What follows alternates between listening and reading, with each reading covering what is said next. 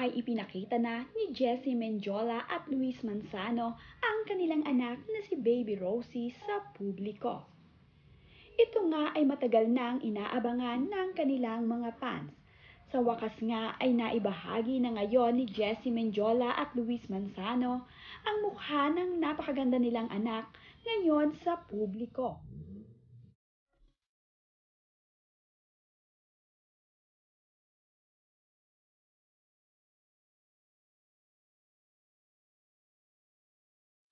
Napakaganda nga ng anak ni Jessie Mendiola at Luis Manzano. Hawig nga kay Jessie ang mga mukha nito at ang kanyang mga mata. Nakuha naman ang ilong ni Baby Rosie sa kanyang ama na si Luis Manzano.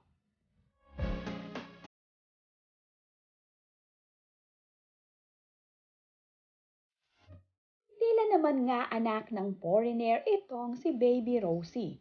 Sa pagiging grayish kasi ng mga mata nito at sa kanyang pagiging tisay ay napagkakamalan nga itong anak ng foreigner. Mayroon nga ding napakagandang pilik mata itong si Baby Rosie na pagkahaba-haba.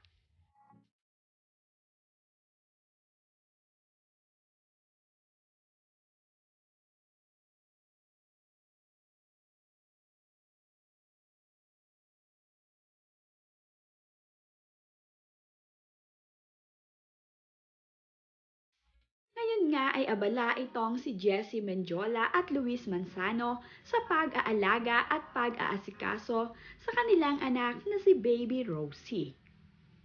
Hands-on nga ang mag-asawa pagdating nga dito sa kanilang anak.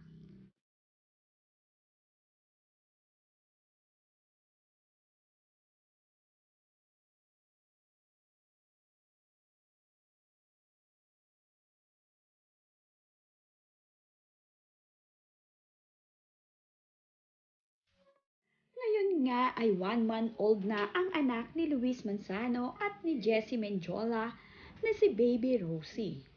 Ayon nga sa caption sa ibinahaging mga larawan ni Baby Rosie ay, "Hello world! Meet Isabella Rosie, the Willie Manzano. Happy 1 month, our little Rosie."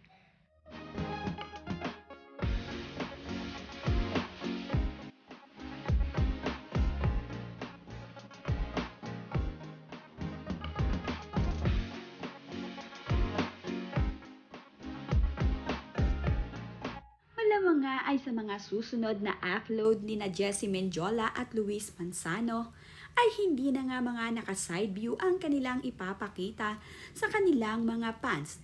Dahil na ipakita na nga nila ang mukha ng kanilang anak ngayon sa social media ay hindi na nila ito kailangan takpan pa. Napakagandang bata nga ng anak ni Jessie Mendiola at Luis Manzano.